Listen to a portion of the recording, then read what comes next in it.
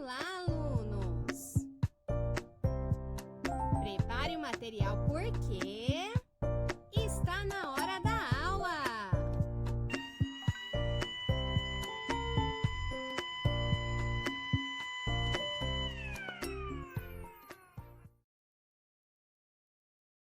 Aula de História. Hoje vamos aprender sobre o surgimento da escrita. A escrita é um tipo de código. Compreender a escrita é um meio de se comunicar com outras pessoas que também dominam esse código. Além disso, é uma maneira de ter acesso ao conhecimento produzido e registrado por escrito. A história da escrita, na verdade, começa lá na pré-história. Mas, professora, na pré-história eles já escreviam? Não. Na pré-história, eles faziam os pictogramas, que eram o quê? Os sinais deixados nas paredes das cavernas. Mas não poderiam ser considerados uma escrita. Por quê? Porque eles não seguiam uma forma padronizada de representação. Esses desenhos nas paredes eram as pinturas rupestres, que eram desenhos simbólicos que representavam as coisas que eles viam, como animais, objetos ou pessoas. Na escrita pictográfica, cada desenho correspondia exatamente ao que era representado. Por exemplo, para representar a palavra ovelha, era desenhada uma ovelha. Mas, por não haver uma organização, ou seja, cada pessoa desenhava de um modo, de uma forma diferente. Então, por isso, esse tipo de comunicação não era muitas vezes compreendida por outros grupos que viviam na pré-história. Então, com o passar do tempo, esses sinais deixavam de atender às necessidades de comunicação. Não tinha como haver comunicação se eu não entendia o que estava desenhado ali. A escrita existe há cerca de 3.000 anos antes de Cristo, no final do período Neolítico. O surgimento da escrita marca o fim do período conhecido como pré-histórico e passa a ser o início da história propriamente dita. Com o passar dos séculos, os sinais pictográficos foram modificados e também passaram a representar coisas abstratas, como ideias e sentimentos. A esses sinais damos o nome de ideogramas. A escrita ideográfica era bastante complexa. Escrever e ler por meio desse sistema era uma tarefa reservada a poucas pessoas. A escrita maia é um dos mais antigos sistemas de escrita do continente americano. Esse sistema ainda não foi completamente decifrado pelos pesquisadores, mas sabe-se que ele é formado por mais de 800 sinais e símbolos, que podem representar um som, um objeto, uma ação ou uma ideia. Os sumérios, que era o povo que vivia lá na Mesopotâmia, eles já possuíam uma certa evolução até para fazer a contagem numérica. Então, eles criaram símbolos organizados em sílabas para representar o que era falado por eles. Depois, esse recurso serviu de estímulo para um outro povo criar o alfabeto. Tudo começou com a necessidade de registrar quantidades de produtos agrícolas, o número de animais que alguém possuía e as trocas feitas entre essas pessoas. Foram esses registros das suas contagens que deram origem à escrita.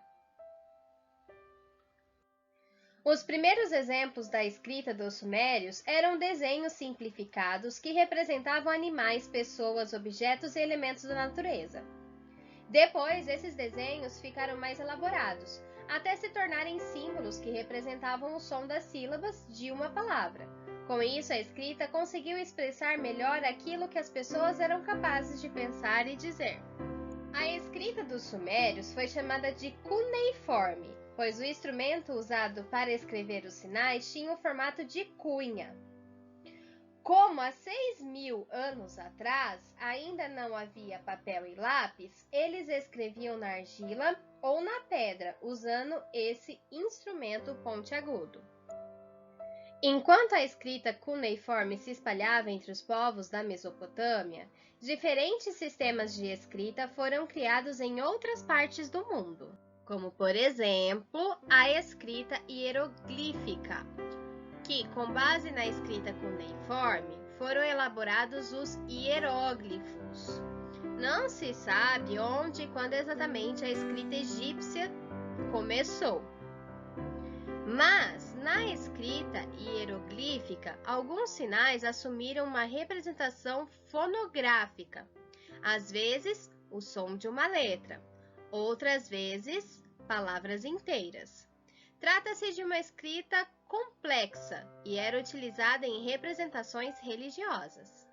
Então, na África, por volta de 5.000 anos atrás, os antigos egípcios elaboraram esse sistema de escrita com base em símbolos, que eram os hieróglifos. Com o passar do tempo, eles também passaram a usar uma versão mais simplificada de escrita, conhecida como demótica.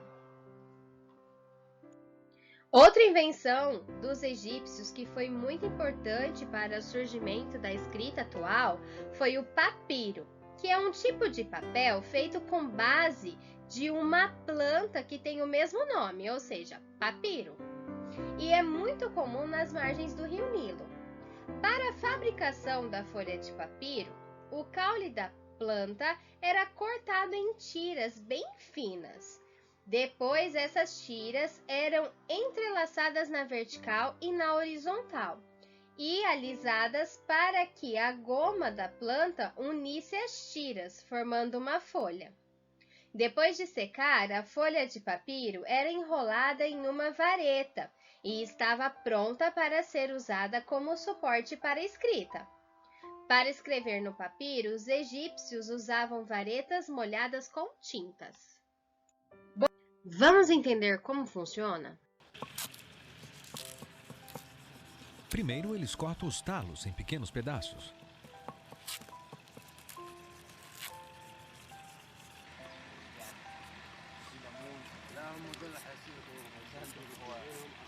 Depois, os fatiam cuidadosamente em tiras finas.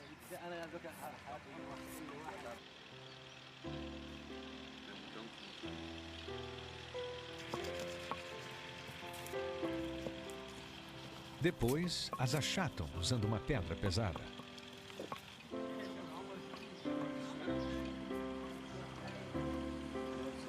E as colocam na água por alguns dias para amolecer as fibras. Os trabalhadores pegam as tiras maleáveis e as dispõem em um formato xadrez que vai secar e formar o papel.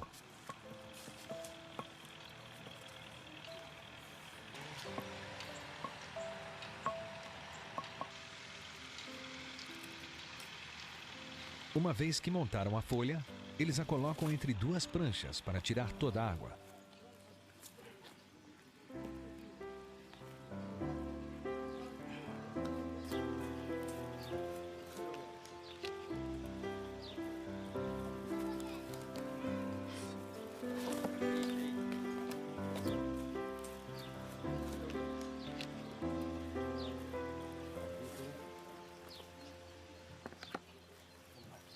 Eles colocam uma pedra pesada por cima para acelerar o processo de secagem e achatamento.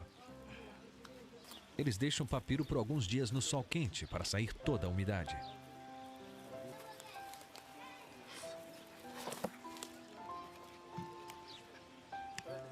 O material de escrita que surge no final é forte e flexível. Em um clima seco e quente, um manuscrito em papiro, como o papiro de Jesus, pode durar facilmente por milhares de anos.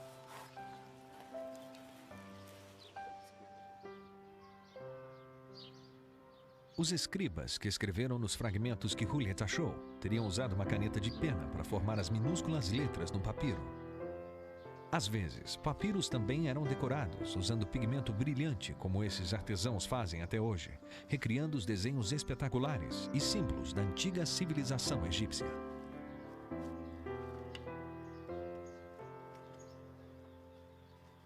Bom, a gente sabe que Compreender a escrita é um meio de se comunicar com outras pessoas que também dominam esse código de escrita, certo? Além disso, é uma maneira de ter acesso ao conhecimento produzido e registrado por escrito. Nas sociedades da antiguidade, somente um pequeno grupo de pessoas, conhecidas como escribas, sabiam ler e escrever. Um exemplo disso é no Antigo Egito. Os escribas no Antigo Egito eram considerados pessoas muito importantes e eram muito respeitados. Por quê? Porque além de escrever os documentos, os escribas eram os únicos capazes de lê-los. Então, uma carta escrita por um escriba só podia ser lida por outro escriba. Em uma sociedade em que eram praticamente os únicos a ter esse conhecimento, os escribas eram necessários e poderosos, porque eles tinham o poder do conhecimento e da leitura daquela escrita. Outro sistema de escrita bastante antigo foi criado pelos chineses por volta de 4.000 anos atrás. Diferentemente da escrita cuneiforme e da escrita hieroglífica, que deixaram de ser usadas, a escrita chinesa permanece praticamente a mesma desde que foi criada. A escrita chinesa é composta por cerca de 40.000 caracteres, mas nem todos são necessariamente utilizados. Tem caracteres que podem representar um som, uma palavra inteira ou mesmo um conceito inteiro. Os caracteres da escrita chinesa são chamados de ideogramas, pois são símbolos que expressam ideias. Para escrever, os chineses usavam pincel e tinta nanquim sobre o papel de arroz. Até os dias atuais, muitas pessoas praticam caligrafia para aprimorar a arte de escrever ideogramas em mandarim, o idioma oficial da China.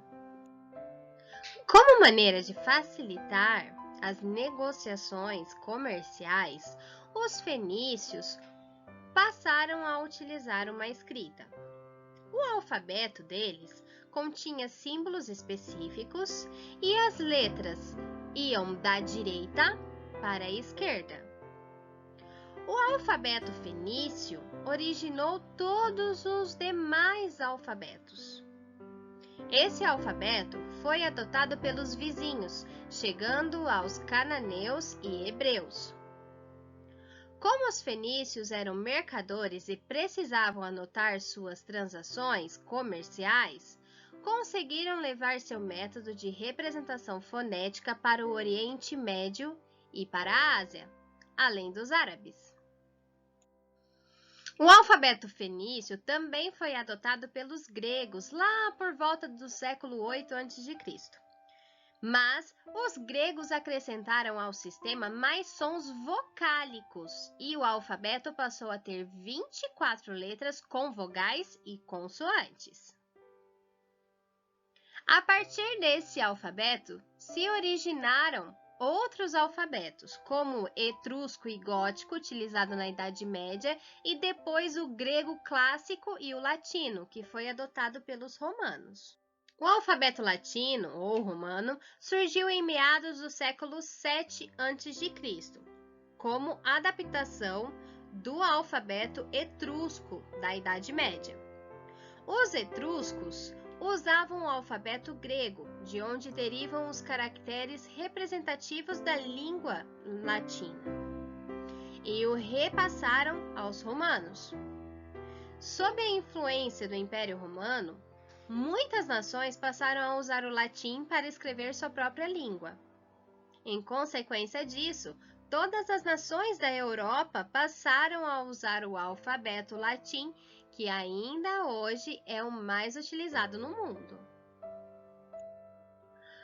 Na Idade Média, quando a Igreja Católica exercia poderes políticos sobre a Europa Norte e Central, O alfabeto latino foi aprovado com algumas modificações para germânicos e eslavos. Seguindo como exemplo o alfabeto grego, o alfabeto latino é lido da esquerda para a direita e é constituído por 26 letras: A, B, C, D, E, F, G, H, I, J, K, L, M, N, O, P, Q, R, S, T, U, V, X, Y, W e Z.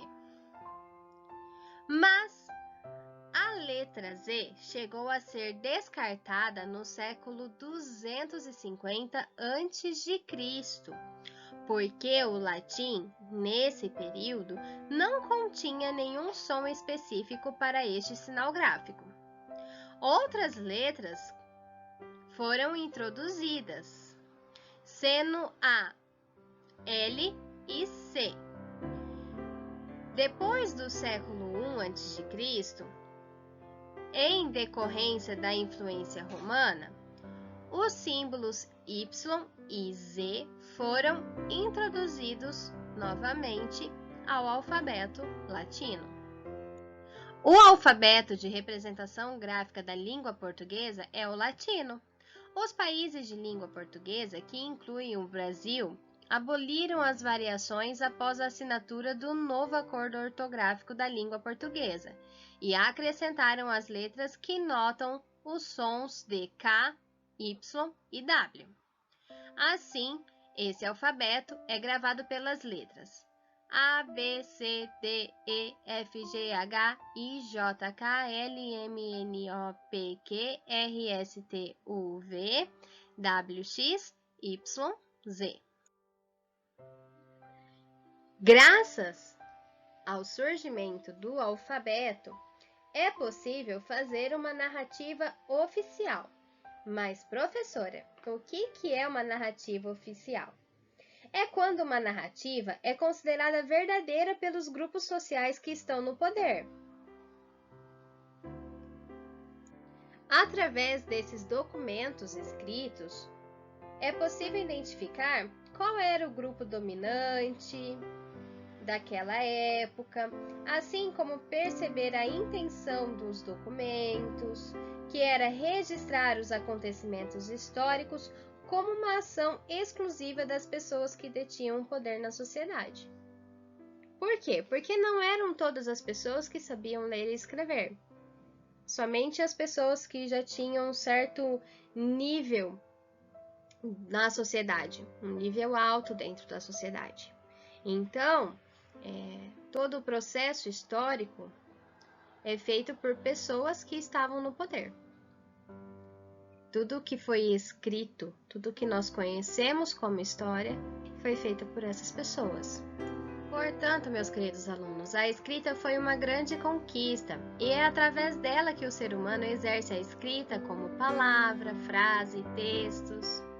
Vimos que, ao longo do tempo, o objetivo principal da escrita deixou de ser apenas a sobrevivência. O aprimoramento da escrita possibilitou que tarefas difíceis se tornassem mais fáceis, por causa das pesquisas e invenções. Graças à escrita é possível realizar a troca de experiências e informações, como também conhecimentos. De posse dessa nova conquista, a escrita, foi possível exercer a linguagem e a comunicação para funções de lazer, autoconhecimento, reflexão e crenças. Mais do que isso, por meio da escrita, a humanidade conseguiu ultrapassar as barreiras do tempo e do espaço, deixando todas as informações do passado, todos os registros das vitórias e derrotas para as gerações futuras. Agora vamos para as atividades. Agora vocês vão fazer as atividades das páginas 105, 106, 107, 108, 110, 111, 112 e 113 do livro didático. Página 105. 1. Observe a imagem abaixo. Alfabeto com símbolos cuneiformes. A. Escreva no espaço abaixo o seu nome com símbolos cuneiformes.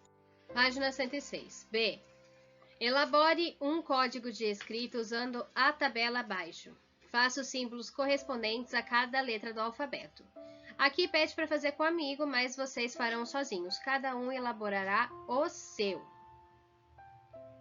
C. Agora utilize o código para trocar mensagens secretas com o seu colega. O que vocês vão fazer? No seu caderno de desenho, vocês vão escrever uma frase utilizando o seu código de escrita que você elaborou na página 106.